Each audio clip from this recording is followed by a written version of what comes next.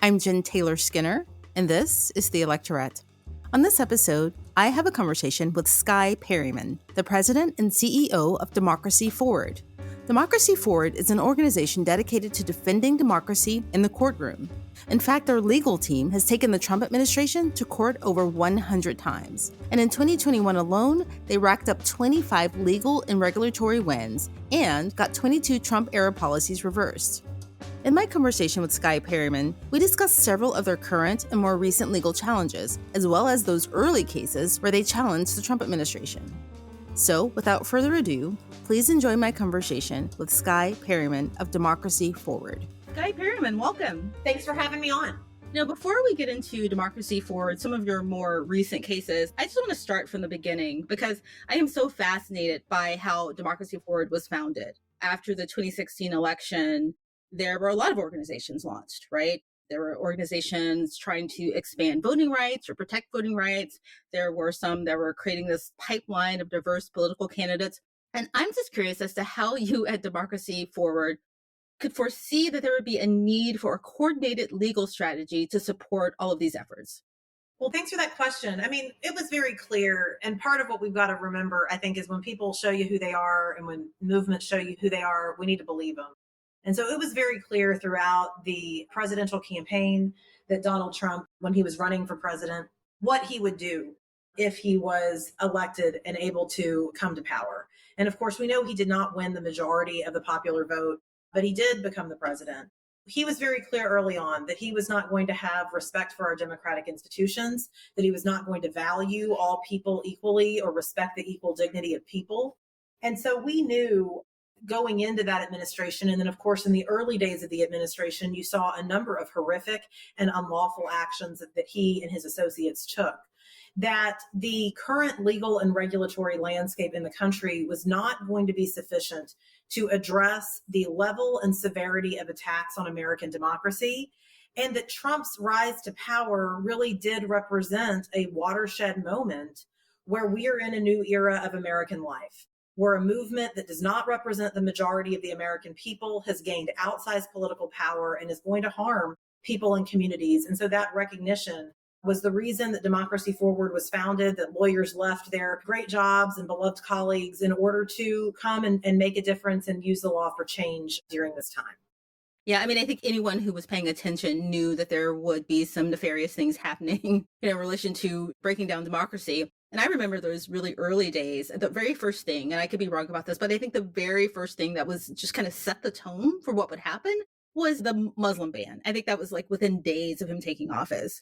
But I want to ask you about one of the first formal legal challenges you had, because I think it was to the Voter Integrity Commission that was headed by Chris Kobach. Am I right about that? Yep. So tell me about that, because I know this character. I knew of him before this Voter Integrity Commission. I knew that once he was on board that nothing good would come of that. So what happened with that case? I think it's important as we look back and remember, in the early days of the Trump administration, you're correct. They tried to shut the country off to people, and you had massive amounts of crises throughout the country on the Muslim ban, as well as many other unlawful activities. And you also had the president upset that he did not win the popular vote. And because he didn't win the popular vote, he sought to undermine the integrity of elections. So a lot of the themes that you see on January 6th, that we've seen in the January 6th hearings and committees, you saw those in the early days of the Trump administration, where this president did not want to believe that he did not win the popular vote. And so he established a commission called the Pence-Kobach, and that's, you're right, Chris Kobach and Mike Pence, Commission on Voter Integrity. And it sought to do a number of things, but one thing that it sought to do was to collect private information on individual voters and to store them on White House servers. And this was really seen as an intimidation tactic for many communities and many voters, and of course was blatantly unlawful, was also a threat to national security, by the way, and a number of national security leaders spoke out against it. And at Democracy Forward, we represented voters as well as a nonprofit organization, Common Cause, in challenging that commission. There were other organizations that brought other cases on different legal theories on behalf of different parties. And what we saw was that the administration ultimately had to back down and abandoned their attempts to suppress votes through that mechanism. They didn't abandon their complete attempts to suppress votes, but abandoned their attempts to suppress votes through that mechanism as a result of litigation and of the work that we and other organizations did. Right. And like I mentioned before, if you've tracked the work of Chris Kobach, you would know that, nothing good would come of that. And, had he been more competent, maybe it would have worked, but thankfully it didn't. But let's talk about some of your current or more recent cases. Since the Dobbs decision came down, I think it was maybe, 2 months ago now, we've seen all of these trigger laws at the state level banning abortions. But there's one case that I think that you have, and this may have started before the Dobbs decision came down, and that was one in Lebanon, Ohio. Can you tell me about that case?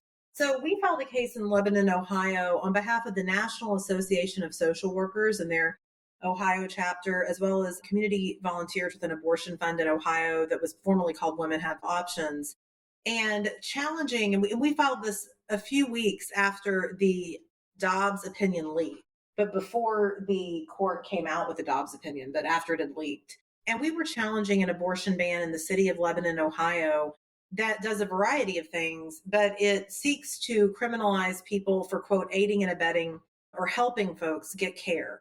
And one of the reasons this may sound familiar to you is because if it sounds like SB 8 in Texas or similar laws that you've heard of, that is by design. It came out of this movement that a group of folks have been trying to pass abortion bans city by city throughout the country.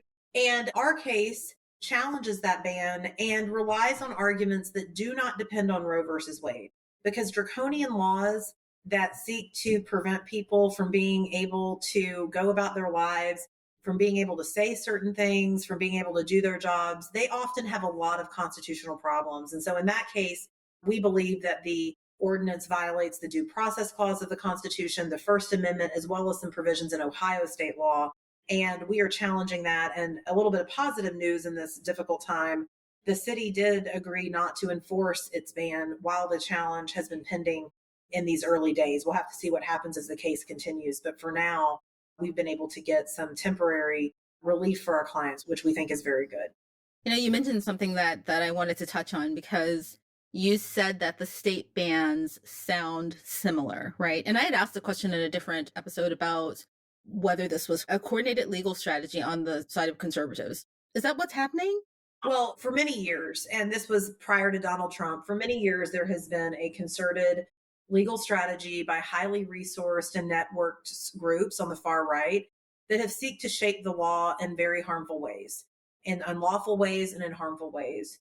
And of course, that movement was very clear that they wanted to ban abortion, that they wanted to prevent people from being able to access health care. They've been very clear that they don't respect the dignity of all people in the country. They've been clear about a lot of things.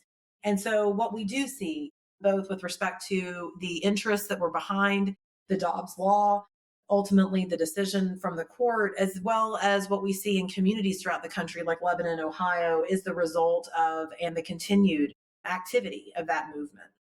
So what has it been like since the Dobbs decision came down? Have you been kind of inundated with cases and stories? What's that been like? Well, at Democracy Forward, we work on a range of issues. One of our major values is we listen to communities and we listen to people, and that's how we are able to use the law and create strategies in order to build power and fight back.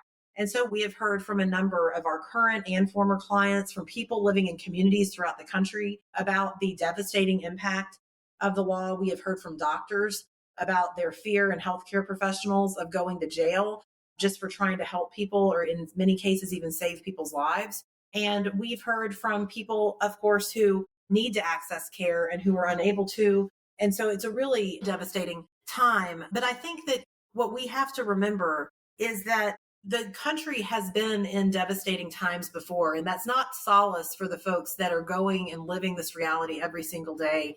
And there is urgency needed at every level of government in order to protect people and be able to enable folks to access health care. But I do think that what we have to remember, I think, as legal advocates, is that we have seen times where courts have issued unfair decisions, where courts have disregarded the basic humanity of people. We saw that in the 1800s with the Supreme Court. And we have to believe that our laws and that our country should be better and should require better and should do better by our communities. And that's what we're focused on in terms of our work. It seems like there is a deliberate effort to cause confusion too, because a lot of the language that's happening at the state level is kind of ambiguous and that seems deliberate on their part. I don't know if you agree with that or if that's fair. Yes, I mean there has been unfortunately there's a lot of misinformation generally, I think, to undermine democracy generally. And then of course in the context of women's health care, we've seen for some time deliberate attempts to mislead people. There are so-called sort of fake medical clinics or crisis pregnancy centers that are so devastating and misleading that many states have tried to regulate what they can say to people to make sure that what they do is not deceptive. And even that has been attacked by the right wing, basic consumer protections for people. And so we do know that there is an effort to mislead people and to confuse people. There are really good sources of information out there that, we want people to turn to, groups that have been advocating for and providing abortion care and health care. They will have accurate information, mainstream news sources, but there is a lot of misinformation and it's very unfortunate, and many people are going to continue to be hurt. So moving on from that topic, I know that there's a lot going on, and there was one really interesting case that I know you're involved with that is related to state-backed disinformation or misinformation rather with right-wing media. And if I understand that correctly, this involves the Texas Attorney General who sent a letter to the CEO of DirecTV, which just that alone doesn't sound very legal, but it had something to do with the fact that DirecTV was severing ties with a certain conservative network. Can you explain what's going on there? Yes, well, you got it right. And it also shows that this misinformation is not something that people are just confused, or it's not just an accident, that we know there are concerted efforts to try to shape reality in inaccurate and harmful ways to confuse and mislead people, and that it's a real threat to democracy. So in the case that, or in the situation that you mentioned, we did see that the Attorney General of Texas, and then he got some other of his friends from other states to sign a letter to DirecTV demanding that they provide information about why they decided to discontinue the OANN network from their network offerings. And so what we are doing is conducting a public records investigation under the laws of the states and under, of course, federal law if it involves a federal official. In this case, it doesn't. There are transparency protections where people have a right to know and are able to know about the dealings of their public officials. And we believe this is a critical tool. We use this tool a lot in the Trump administration to understand and be able to expose wrongdoing and educate the public. And we're using it here. So we have requested that these attorneys general provide information and any kind of documents that reference communications about their effort to try to understand any level of coordination between them and various far right misleading media outlets. And I'll be happy to keep you up to speed as we get information about what we find. Yeah, I mean, I'm just trying to understand it from my non-legal perspective. This is a private company, and it just seems like I don't think a government official, an attorney general, can command that they maintain a business relationship with any other private entity. Do I have that right? Or Well, I think the main thing from our perspective was wanting to understand what's going on. Why did OANN ask these officials to do this? Is there chatter among state officials about how far right news networks that seek to confuse people are actually important to them? In the Trump administration, we saw in many agencies throughout the federal government, there was a high degree of coordination between, or a high degree of at least communication between agency officials and far right networks. And we produced a report on that your listeners can go to our website and learn about. And so we're trying to understand, is that also happening at the state level? Letters like this that Attorney General Paxton sent along with his friends tend to make you think that there's something at play there. And then, of course, there's just broader accountability questions, right? I mean, in Texas, there are many needs. There are many needs throughout the state. And I think there are just questions as to why someone would spend their time on a correspondence like this, as opposed to doing the work of the people of Texas. how is this potentially harmful to democracy if this were to go unchallenged? If there was no democracy for it and Paxton just sent a letter to DirecTV, like how is that harmful to democracy? Well, in this case, what we're really trying to do is uncover what happened, right? Because we believe that light can shine out darkness, and that what you really, in a democracy, people are entitled to understand what their government is doing. And by the way, there are many government officials, Trump and his associates were some of them. There's officials now at the state level that ascribe to this view who don't believe in government transparency and sort of want to be able to hide the workings of the government. So what we did here and what's important here is that there are people, legal organizations, media organizations, individual citizens that are trying to vindicate the public's right to know, to learn about what their public officials are doing and why they are doing it. And so that's what this is really about. But more broadly, we do know that there are a number of efforts and to undermine our democratic institutions. And that includes not just our governmental institutions like our courts or our federal agencies or state agencies and other types of government and trust in civic engagement, but also our press. And the press has been a critical part of democracy, the ability of people to be able to take in accurate information and learn about what's going on in their society. And we have seen concerted efforts to twist reality to meet one's own political view. And that is incredibly harmful. You see that through the far right networks. And we believe it's really harmful when there's at least a suggestion that governmental officials are somehow coordinating or somehow supported by those networks. So, given that what you've just outlined with the DirecTV case and with the Attorney General in Texas, what other kind of similar cases are you seeing regarding right-wing attorney generals around the country? Well, we are seeing an unfortunate trend where many attorneys general who are being entrusted by people to do the work of the people aren't and are actually engaging in incredibly harmful conduct. So, as one example, the federal government has instituted a minimum wage for workers on federal contracts, a $15 minimum wage. And there are a number of attorney generals, including Paxton in Texas, that are opposing that. And this is at a time where people are really struggling to make ends meet. And the fact that you have attorneys general that are opposing federal requirements for federal contractors on wages is really unconscionable. We see, of course, attorneys general throughout the country threatening physicians, threatening businesses who are trying to help their employees get care in states that are restricting access to reproductive health care and abortion.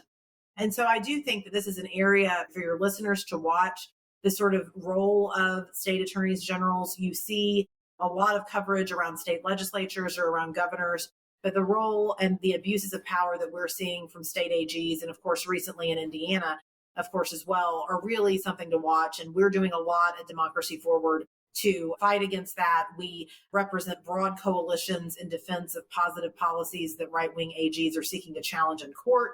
And we, of course, are there to sue and bring cases where attorneys general or others are abusing their power.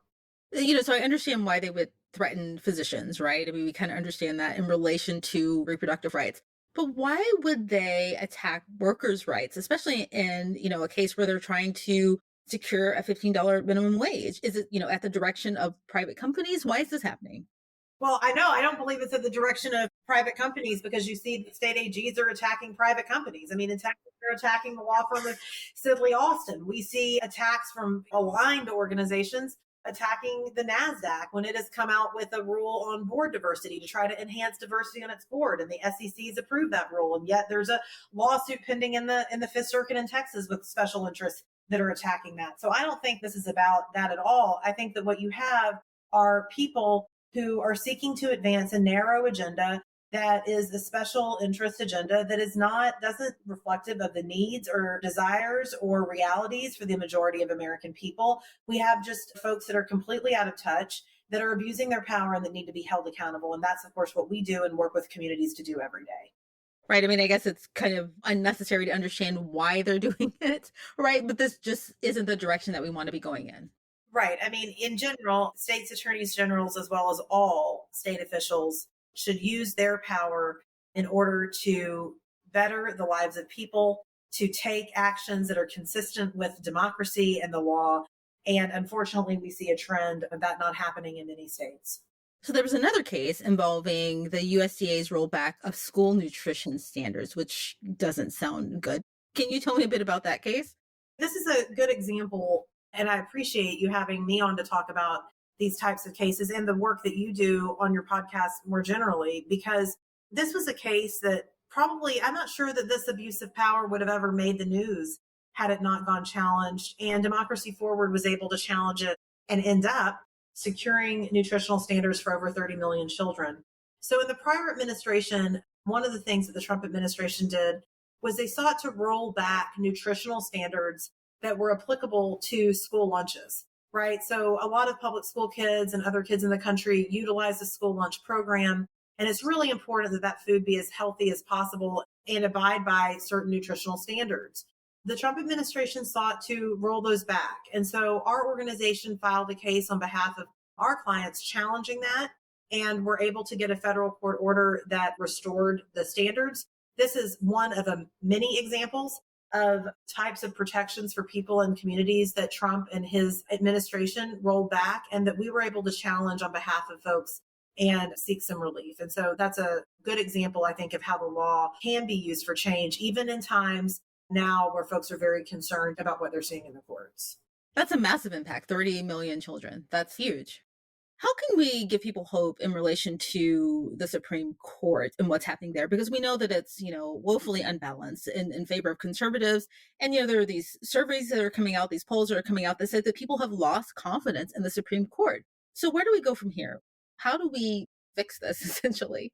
I'll say is that if we take a look at history, you can find some analog. This does not mean that what we're going through now is not incredibly concerning. I believe and we know that democracy is at an inflection point. This was the first time in the history of the court that we've seen the rollback of a constitutional right. It affects me and you. It affects women and people throughout the country. And so I am not making light of the situation that we're in on, with respect to the Dobbs decision or a number of other decisions. But what I will say is that we have seen in the past the Supreme Court not protect the rights and interests of the American people. We saw that in the 1800s with, of course, many decisions that were dehumanizing, decisions like Plessy versus Ferguson or Dred Scott.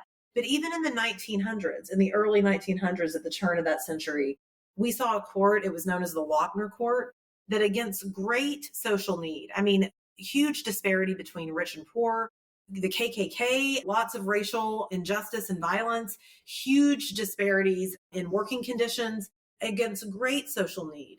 We saw a court time and again strike down positive policies that were lawful for people because they didn't view the law in that way as being able to uphold those policies. This led to Roosevelt saying that he would like to pack the court, which never happened. But it also led to people starting to use their voice and to holding their elected officials accountable, as well as holding courts and institutions accountable. And so we saw the progressive era emanate from that time, the push and the demanding more. We saw lawyers using good legal arguments, innovative legal arguments, any type of legal argument that would allow them to represent the interests of people. And we ultimately went from the beginning of the 1900s, where you had a court that was striking down a number of people-centered policies that were really essential. We go to a court that issues several decades later, that's issuing Brown versus Board of Education, that's issuing Roe v. Wade. And so I think that we have to have a long view here. We have to do the work right now in the moment to require accountability. We've got to not give up and continue to bring arguments into court and to represent people, because people and democracy deserve representation regardless of who the judges are and regardless of who is in the courts. But at the same time, we need to have a longer view that we have seen that the power of people in a democracy can turn the tide. And I do believe that it can here if we all stay determined and continue to demand more. So I guess I understand what you're saying. These historical examples show that we've been through a lot and we've overcome really, really tough challenges in the past and in the same context or similar context. I think that's right. Look, we're in a difficult spot now, and I'm not going to pretend like that I'm not going to pretend like that what's happened in Dobbs is not unprecedented, because it was. But I do think that this country has always, at times, fallen short of the promise of democracy. You know that, I know that. We have seen time and again where in those dark periods of the country, in those times when our institutions have let down the people, we have seen people be able to make a difference and institutions be held accountable and people be able to create change. And that is what we all have to be working for now.